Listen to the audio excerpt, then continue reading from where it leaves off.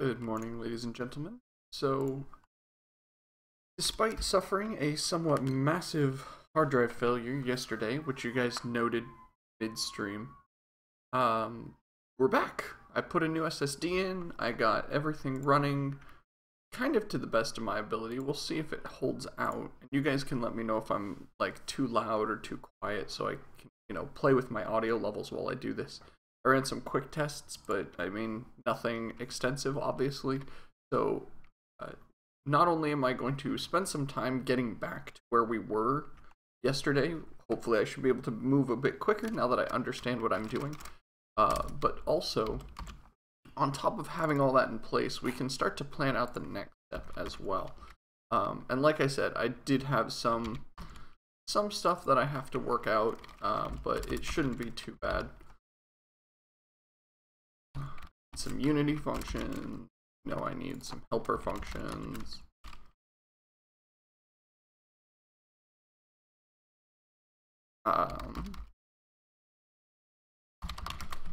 Pretty standard stuff for starters, especially since now that we've done it once, it makes it much easier to understand exactly what we're doing with a lot of this. For example, we know we want a public, I keep putting it out there, a toggle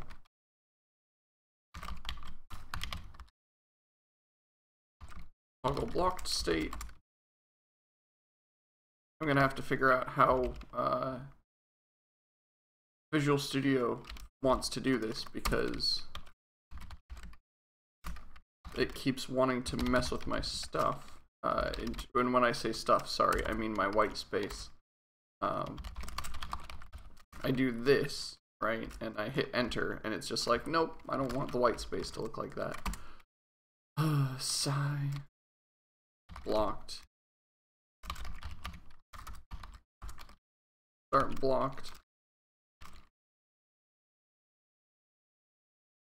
And then set blocked essentially takes our destination. Actually, first,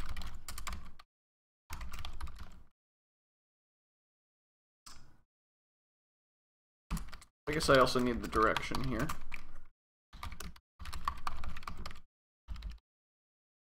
Oh, and before I do that, our destination is going to be equal to, we need to switch on this. This is what I remember not liking yesterday. Specifically because I'm not a huge fan of switch statements. It tends to mean that you've either got a data structure that is just difficult to enumerate across, or that you've got something that shouldn't be split up the way it currently is. Usually if you're doing this on something like an enumerator, or sorry, not an enumerator, on a enumeration, it's not that bad. I still feel like I could be doing this better though. Mostly because I feel like I should be able to access these things with something as simple as an array accessor.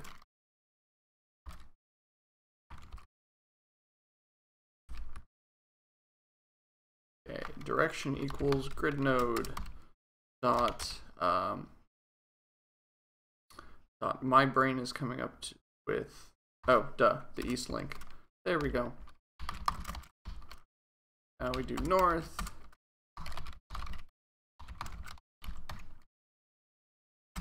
Yeah, I haven't put up yesterday's because I haven't had the time to, dropping frames every once in a while. What's going on here? That's new.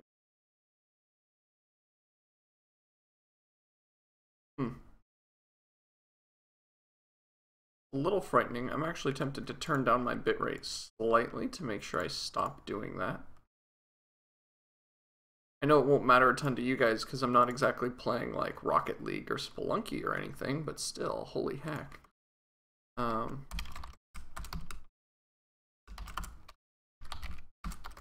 When I do get to playing Rocket League or Spelunky and feel the need to stream it, I'm honestly kind of worried.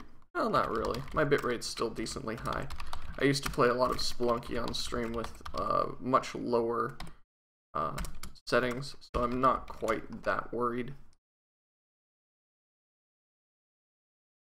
Okay, well, while it does its thing, there we go.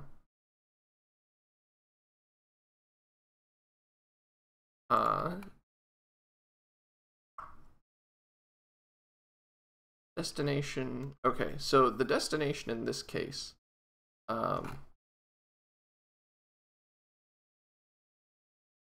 this should be private. I shouldn't have to set that destination. That should be kind of implicit based on the grid node and what data structures exist inside of it beforehand.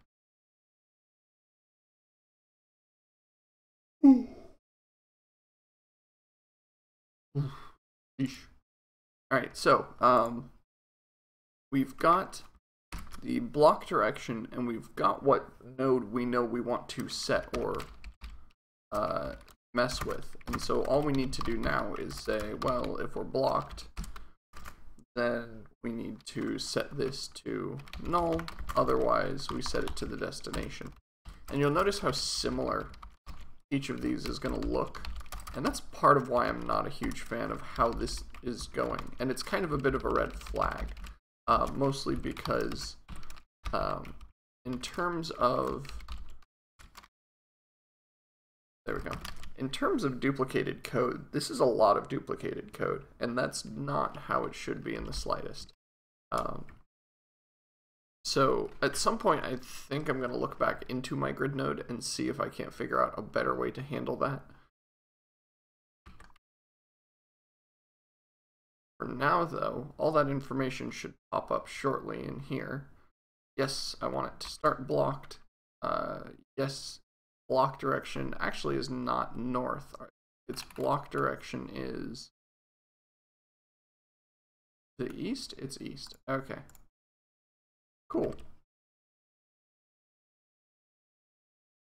So I start the game, and it does the detachment.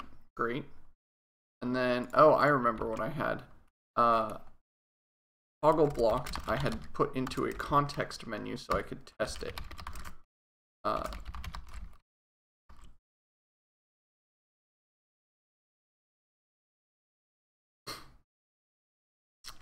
Alright, try this once more.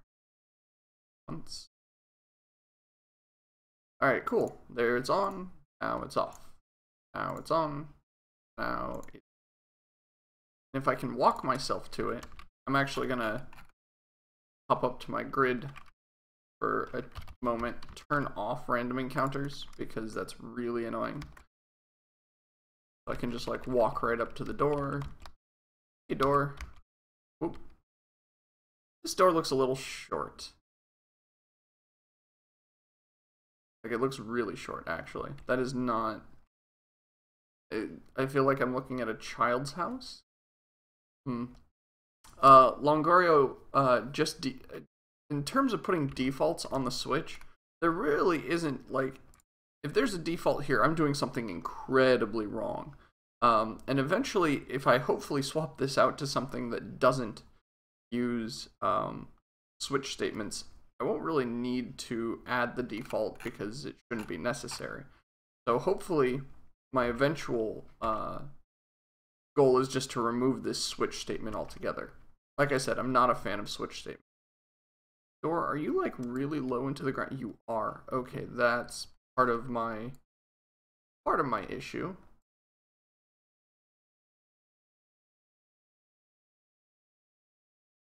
Okay, try this again.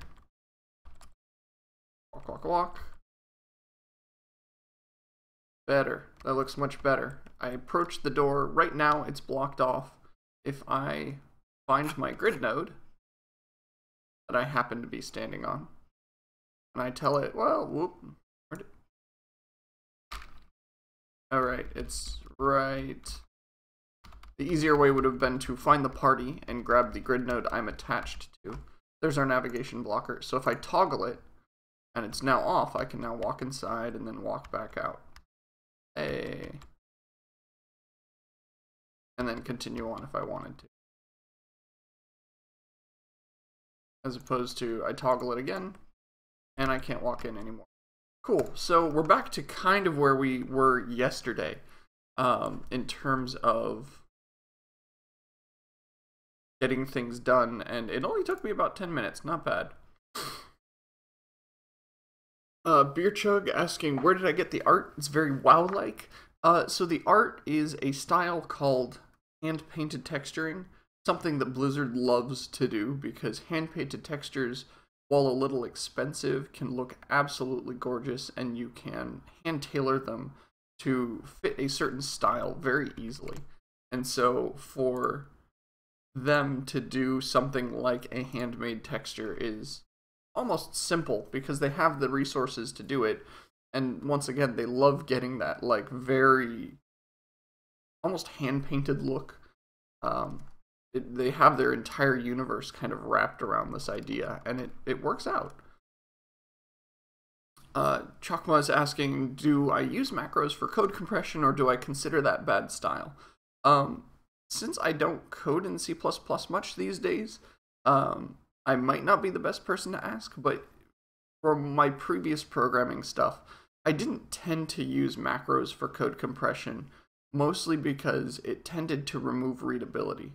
The few cases when I would use macros for any kind of compression is if I needed something, if I needed a function and I needed it in a certain format, for example, string formatting, or if I needed to, for example, turn a long case statement inside of a switch into something that was very, very modular. That's when I would end up using macros quite a bit. So you'd see switch statement, case, and then the case would be little more than, or a macro that would encapsulate the entire part of a switch statement with a couple variables passed into the macro. That's pretty much my most common macro use case. Between that and, trying to think if there's anything else, but that was really my most common macro case. As long as it doesn't obscure the what the code is trying to do, it's not usually that bad, but it can be very easy to obscure what the code is trying to do, so I try to avoid it when possible. Okay, cool. So, oh, I remember we also had, okay, I'm kind of catching back up on where I was. I spent a lot of time yesterday like rejiggering my PC so that certain things would fit and look nice and work. I went through and like scraped all the old thermal paste off my CPU and put fresh stuff on. And I think my CPU fan's a little quieter for it, which is nice. So we had our cube that is like -1 in height. Oh, right. I need to not have it be all the way out there either. So this thing's kind of huge, so we brought its size down.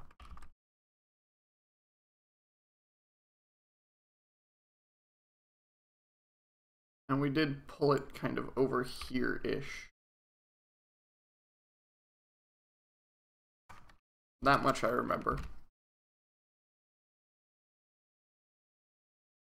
Oops, I forgot that I also still have the NPC sitting right in front of me. Like, first step forwards is, oh hi NPC. Let's remove that.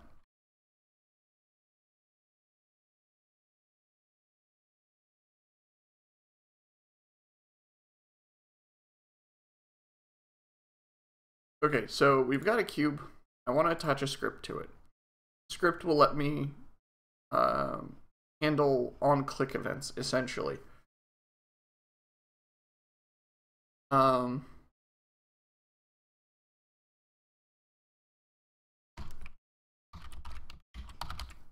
call it an interactor for now. Interactor. Trigger world. Actually, you know what? For now, let's just go with a navigation toggle. And we'll see where we go from there. If I can make it more general, I'll end up making it more generalized. If I can't, whatever.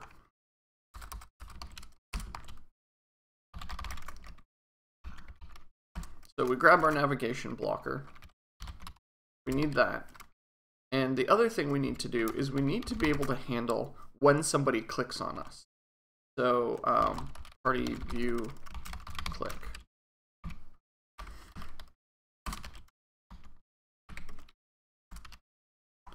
And this is the kind of the, I'm just going to put a test string in here for now, because this is going to be somewhat difficult. Because I had some of this code written, ticking me off that it's now, oh, I know. Gosh, okay, maybe we aren't exactly back to where we were yesterday. We're close, but not quite. Static bool. I'm moving kind of fast today just to try and like make up for lost time. Not only did I burn 20 minutes yesterday futzing around with trying to get this thing working again, but also we lost all the progress we had made yesterday because, well, hard drive dead, which is a really good reason that I back things up. You know, you kind of always say, it won't happen to me, but when your hard drive starts dying, it does happen to you. Raycast party view. Yeah. And then we've got what?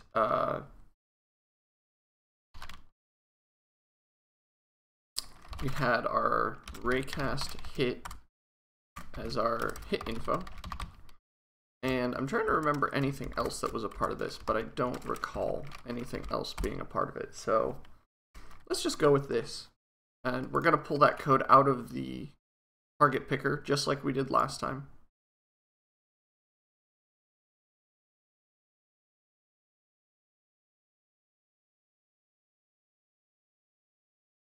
I think I need all of that. And by all of that, I mean most of that. Because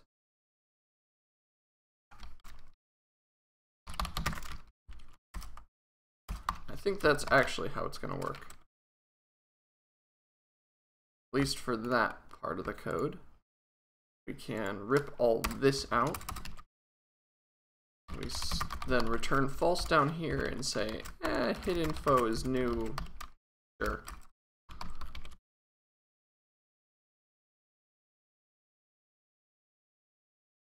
Okay, cool. Almost back to where we were. Be back in a moment. We just need to say if the raycast to the party view is what? Oh, we need this hit info shifted outside. That is paramount that we have that. If this comes back true. Oh, and this is in the GameUtil class. Can't forget that. If this comes back true, then this is what we will do. Then we throw that out, call it a day, at least in the target picker. We shouldn't have to mess with anything more in there.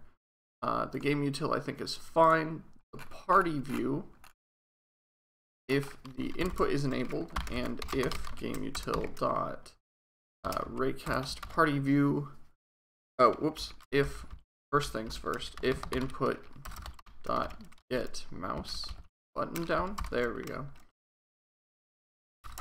So if you left click on the screen, raycast hit,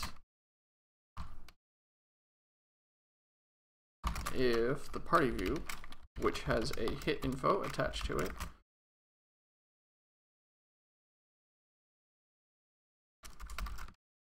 funny, I spent a ton of time yesterday watching the Bob Ross painting stuff at work, and it's very calming just to sit in there just painting away, doing his thing. I think he'd be a great streamer if he were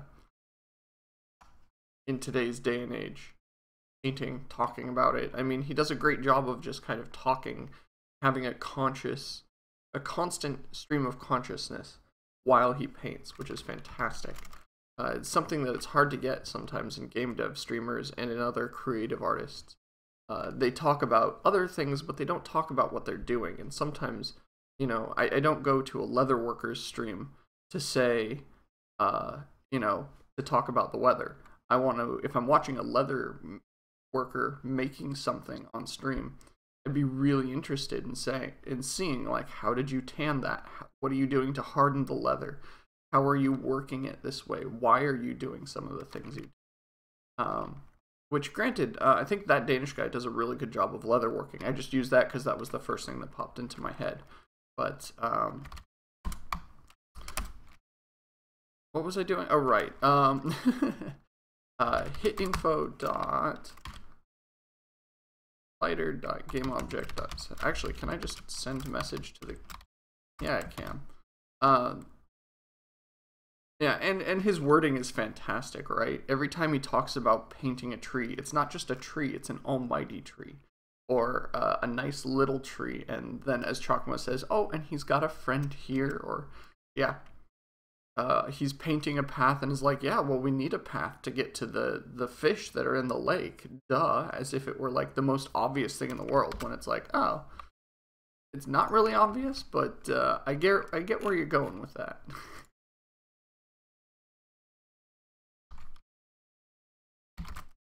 All right.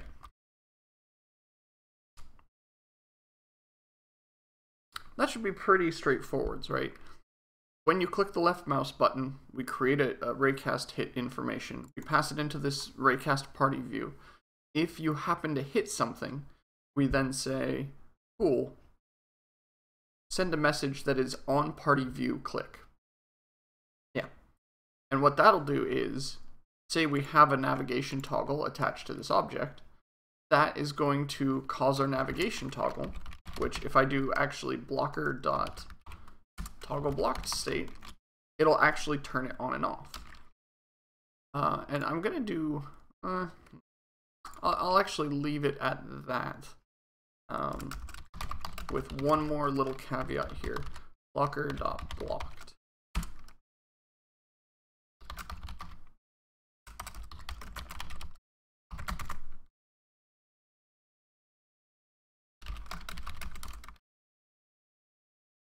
Cool. You are going to have, if I can get this right, come on, scripts. Here is our navigation toggle.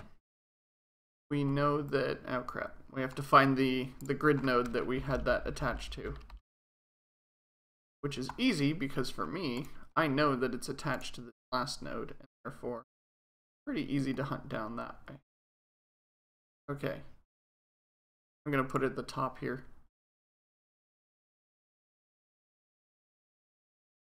Really?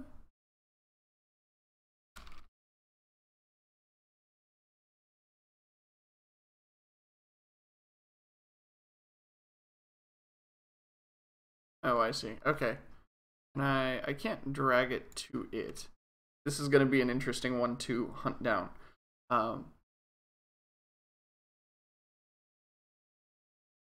just gonna put a marker on its name. Make it easier to find after the fact. Ta-da! Then we fix the name because it'd be silly to leave its name weird. Cool. So now each time I click on it, hey, so you can see the block state is now false, and now true, and now false, and now true. So if I unblock it, and then go walking up to it, I should be able to wander right inside. And I really need walls for this thing, because this looks absolutely silly to not have walls on it. I also kind of am tempted to try and just two-side all the materials in here.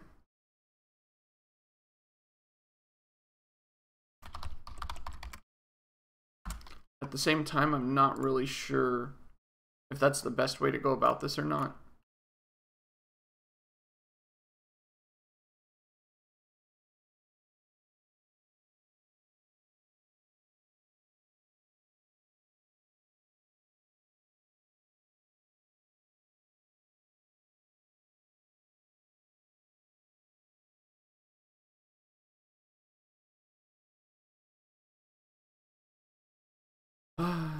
No, I'm not seeing anything easy.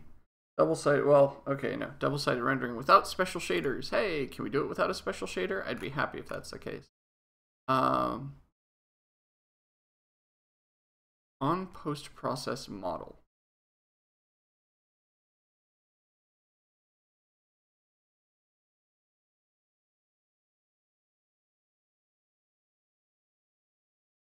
Interesting. So chances are I just have to go into the 3D model and fix it like that.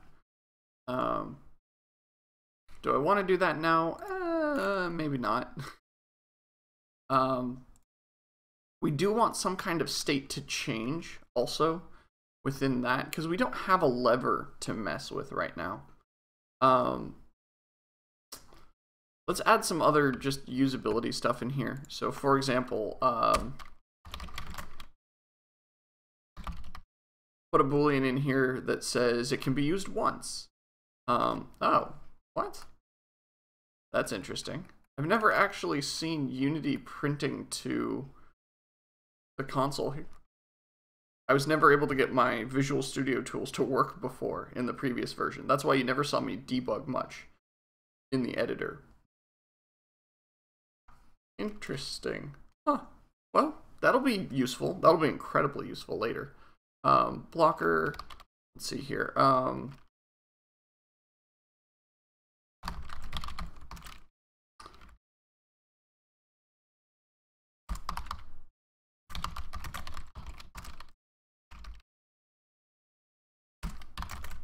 So if it can only be used once and it's been used, I don't need anything around this because this is just going to return and do nothing.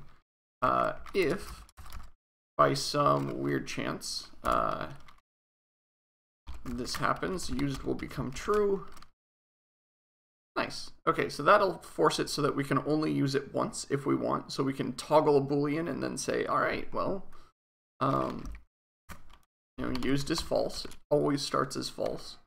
And then I click on it once and it is now used, and that'll be the end of it. Trying to think if there's like anything else here that needs to be done. I kind of thought movement blockers would be a little heavier in terms of content that needs to get done. I do need to find myself like a lever and buttons and things. Maybe even a sound effect or two, so the clicking noise is obvious when you like, I clicked on it and it goes tick tick, so that you know that not only did you interact with it, but it's something that you can interact with. Because if it doesn't make any noise and doesn't do anything, the player's going to be like, well, I clicked on it, why isn't it doing anything? Weird and unhelpful. Trying to think of, because this is kind of obvious, right? It lives in the scene. It's something that you look at and you kind of go, yeah, it sticks out because it's a cube in a otherwise somewhat pretty world. So the fact that I can click on it and it does things, great, I get it. Oh, I remember what else I wanted to do with this. I wanted to be able to walk up to the door, and when you couldn't access it, for it to tell you why you couldn't access it. So it would tell you it's locked or it's jammed or something like that. So let's see. You're standing on the one that is all blocked up, and you say, I want to move here, or I want to move in the direction of. So what do we want to do here? Right now, the party only tells the new node where it is attempting to go, whether it can do that or not. You'll note we send on party navigations each time you move, but we don't tell you when you attempt to move anywhere. We only say, look, you're trying to. So I think we're going to add a new message. And we're going to start sending it around.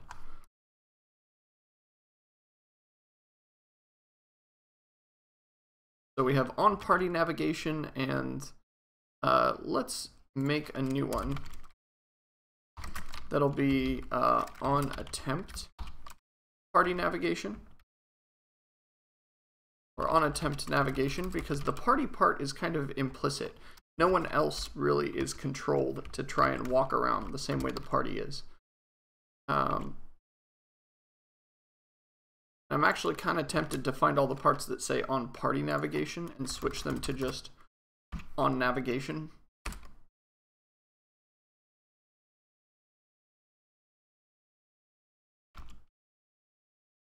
Do that real quick, just so everything matches. I like my code to match. I'm most happy when it is all matching. Go. And there's our functions. Cool.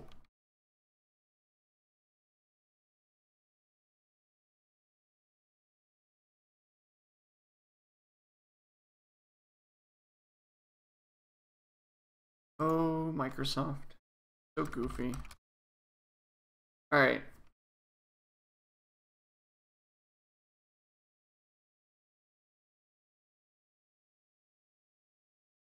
Close all these back down. And our new thing is that we have to figure out where we want to send this on attempt navigation. And we should probably send it every move regardless of what we do. So we have our possible next node. We also have our current node. So grid node reference dot send message. And I don't think we need to send that message to the player characters quite yet. On attempt navigation. Maybe later we'll make sure that we want to send more messages to other people, but for now, just the grid nodes seem like they would be the most fitting of endpoints for this.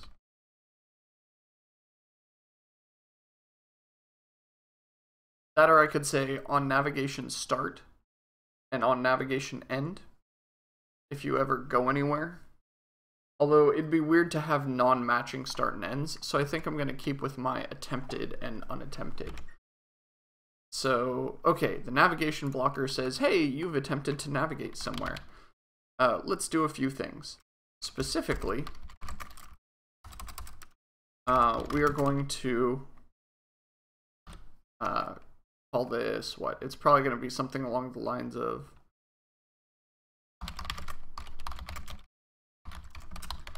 there we go. Something like show blocked text.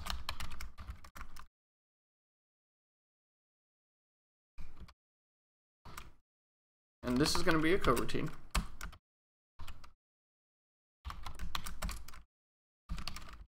Which means that this needs to start with an IEnumerator. And let's see here. First things first, party input enabled is false, and we'll re-enable that at the end. And while the party can't move or go anywhere, and we have a captive audience, let's see here. Party, you know what? I use party.instance enough. Let's just grab it once and be done. Less lookups, less static pass-throughs. Makes our life a little shorter and easier in terms of code length, and we also don't have to fight with any weirdness if anything changes in the party, or if the party like reference somehow changes mid-function call. Incredibly unlikely to happen. One of those like next to zero events, but just in case. So we've got our party. We have our input enabled. We then say that we want to, let's see, description text is a thing.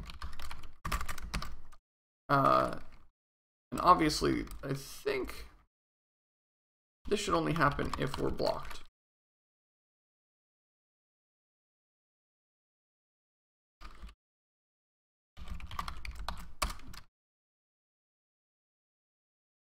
There's our blocked text, and I'm trying to think of anything else that needs to happen. Oh, yeah.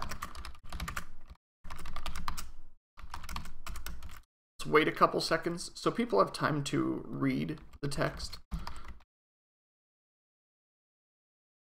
For now, I'm just going to use a blatant, lame 3-second wait. Oh, and then we should probably set it back afterwards, I suppose.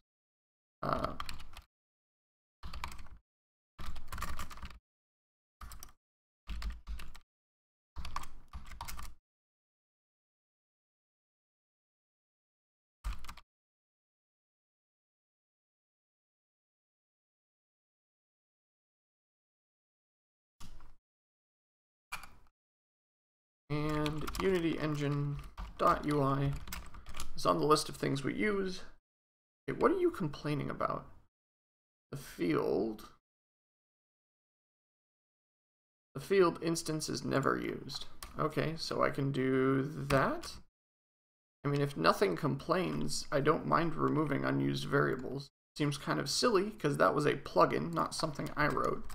So it's not like I forgot something in there. Cool.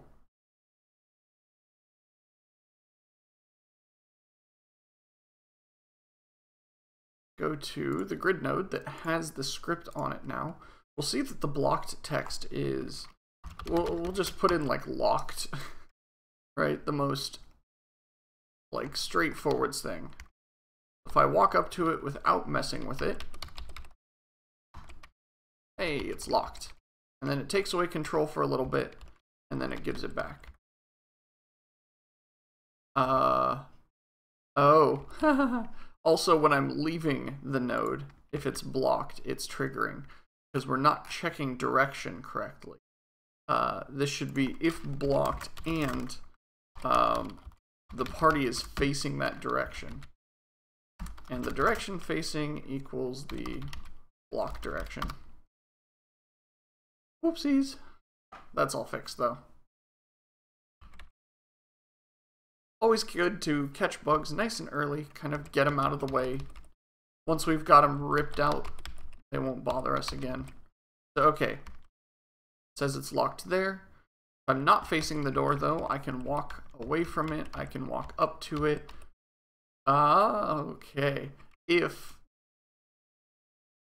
Oh boy, I didn't think about that. If we back away from it, technically we're looking at it.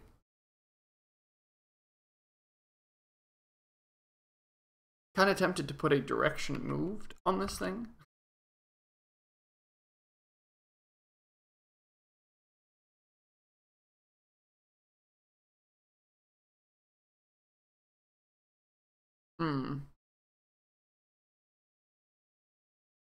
Yeah, let's send direction moved as part of it. We'll just send a boolean alongside it, just to keep our sanity. Make this nice and easy for us. Bool,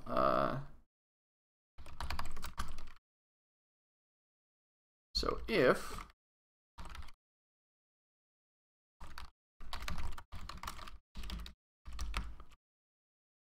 you move forwards and the party is facing the same direction as the block direction, or this is one of these bigger if statement chunks, or we're not moving forwards and the direction facing, I can't say negative block direction. That's not quite right. But let's see here. Where's that direction definition? Because there might be. Okay, north, south, and east and west. They're offset by a certain amount. So if I say it's +2 modded with the modded against 4, that should do the trick.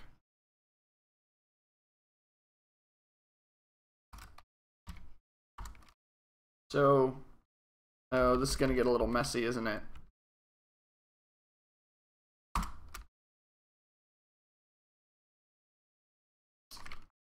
Okay. Make this a little easier on us. We're going to write a GameUtil function. Not class. We already have. Okay, static opposite direction. This will return a direction. and it'll take in a direction.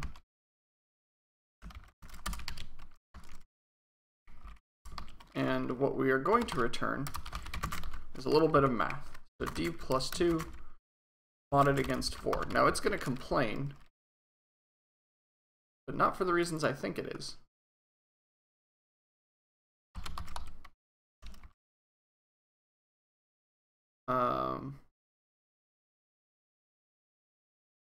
And the opposite direction of the direction you're facing is the block direction.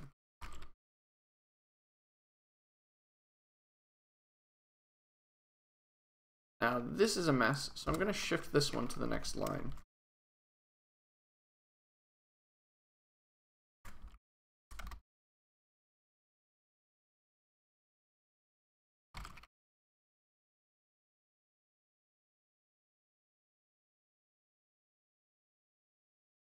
Not a huge fan of how this code looks, mostly because this start coroutine looks like it could fall right in with the blocked statement I have above.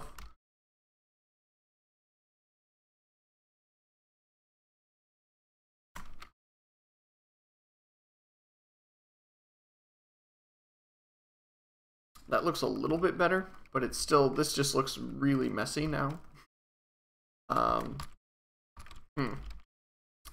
I'll fight with that at a later time. I'm just going to put an extra space in for the sake of... no. Gosh darn it. I'll just leave it messy. Chances are I'm not going to look at this again anyway. At least not for a long time. And really, it doesn't mind that I'm... It doesn't mind. Wow, okay. I kind of figured it would complain a little bit when I said do math to an enumeration, but apparently not. Apparently we're beyond that now.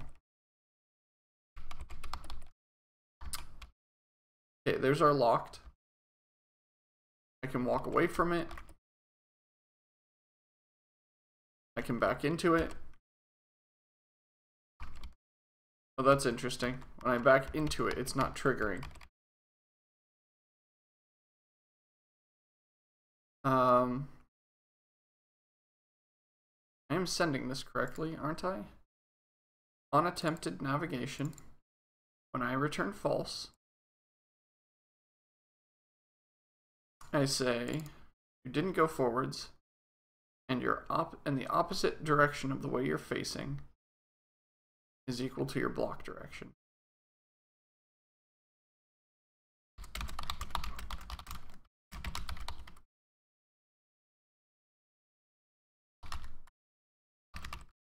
I'm just going to put that inside a debug log because I don't trust what's going on in here. I want to see it for myself.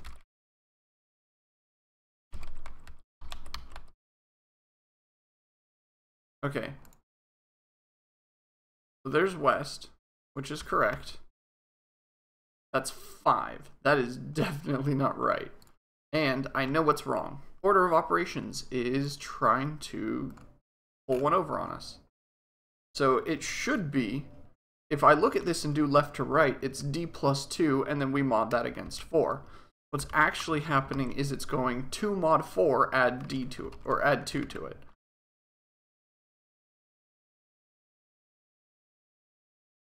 So d plus 2, great. Okay, now we've got 2 mod 4. Okay, I understand now why it wasn't complaining about types.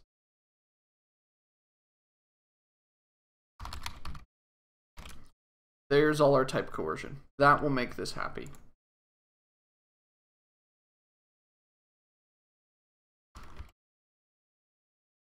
On party view, click has no receiver. That shouldn't be a problem.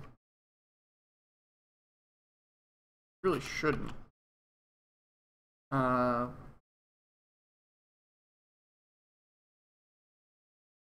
if it is a problem, we just say, well, we don't require a receiver. That simple. You don't actually need to receive the click. And that's fine. Oops, too far. Okay, so I walk at it. Great. There we go. Much better. Get rid of our debug stuff. Alright. So, buttons and levers, those both kind of do the same thing, so I don't care so much about them. I might have some kind of like toggle state or audio file that plays, but aside from that, I don't really care much. Ooh, keys. I forgot about that. Having and using a key on the door. The door's locked. I need a key item, and I need to use that item. That one's going to be a little more difficult than everything else we've been working on up to this point. Mostly because we have to identify the key, and then once we've identified the key, we then also need to identify the door or the navigation blocker so that we know that they work together. Not terribly difficult, just means we have to... Let's see here. This is prefabs, items. We're going to create a new... Oh, we only have weapon and consumable items. A new key item? Is that really going to be an entire subtype is keys? I mean, I understand that keys are very important to dungeon crawls, don't get me wrong. I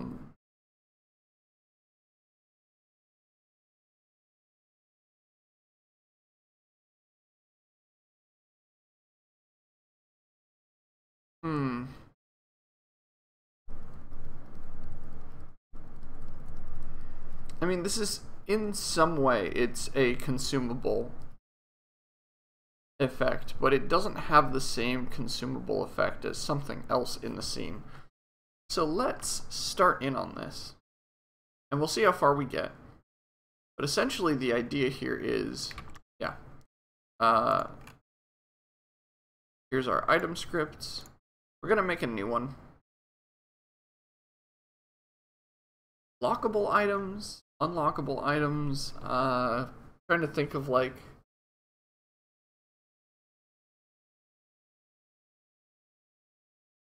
I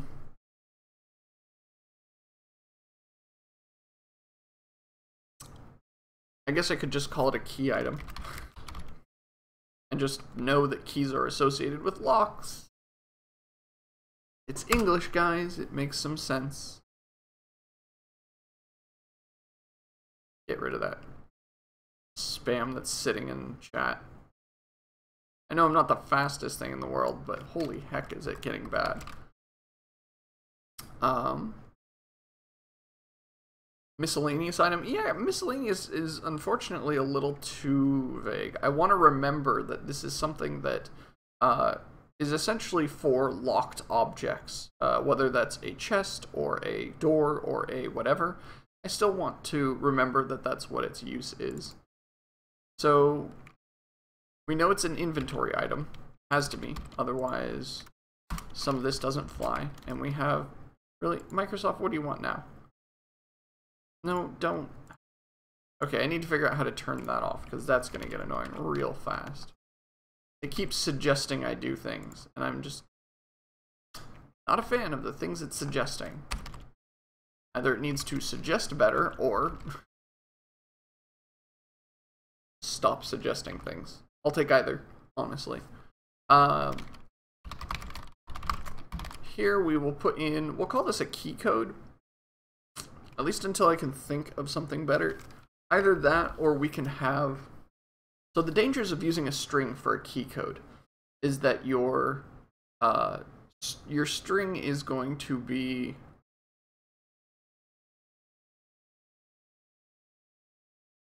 How do I put this? Your string has a chance of colliding with another string. So I could have two keys called the home key. And because their name is similar, they would both unlock the same door, if that was the code that went with that key. We could do it by name and just have them all be uniquely named. Or I could put in enumeration And every time you add a new key to the game, you just have to add a new enum to the set. Problem being, I'm pretty sure you break things if you ever remove anything from that enumeration. You say, oh, hey, look, key number 42, I don't need, but I already have key number 43. What happens when I remove 42 from the list? Well, 43 now says the wrong thing. So I'm not a huge fan of that. Panda with a shotgun is asking, is C# case sensitive? Yes. Yes, it is. C# is very case sensitive. I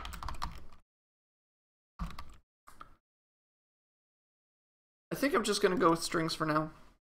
If I break something or do something silly, I can come back and fix it later. And for now, actually, key items don't need much more than a code. I need to figure out how to put them in the inventory and use them from the inventory, but everything else is kind of unnecessary. At least right now, that's how it feels. I don't know if that's actually the case, but it feels like it. Navigation blocker. Don't need that anymore. Well, we will be needing that again in a moment. Because, here's our unlock code.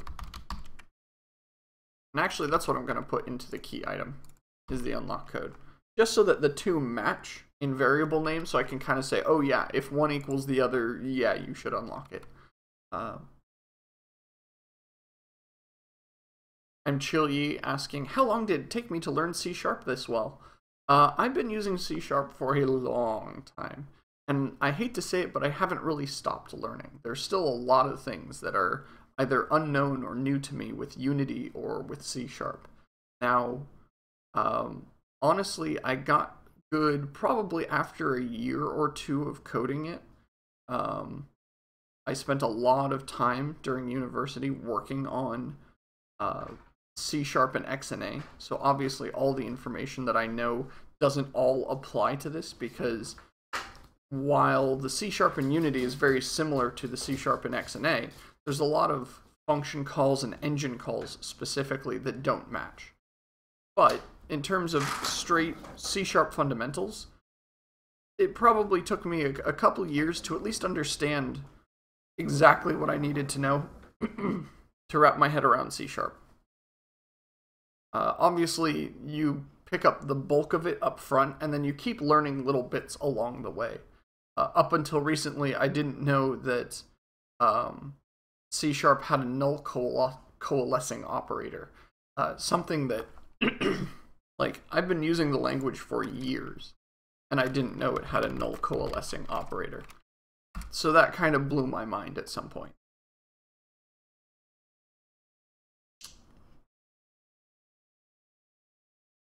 So yeah, took me a while, but that also comes, you know, the best experience with programming comes from simply programming.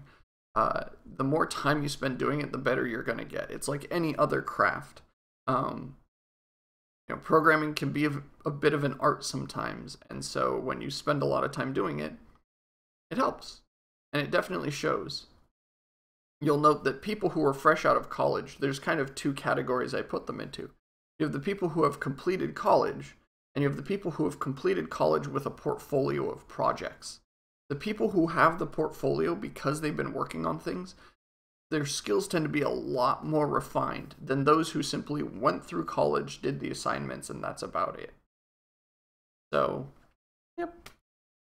Alright guys, I gotta take off. Thank you very much for joining me though. Before you take off, if you hit that follow button, or if you go to Twitter and follow me there, you will see each time I come online. You'll also see the status of things like when my computer dies, you know, how quickly it takes me to fix a hard drive, that kind of stuff. But thank you guys for joining me. We'll see if maybe we can either, I'll probably either finish keys tonight or we'll do it tomorrow on the stream. If I finish keys on my own, I might start in on lockpicking as a mini game, because that's something that definitely, that, or maybe we'll start in on treasure chests. I definitely like the idea of having treasure chests that can A, kill you, and B, that give you cool stuff. So we'll see if we can fit that in. Thanks again. Hope you guys have a good day. And I will see you all hopefully tomorrow, right? Today's Thursday? Oh, today's Friday. Well, I'll probably do a stream tomorrow anyway. Whatever. Have a good day, guys. It's too late.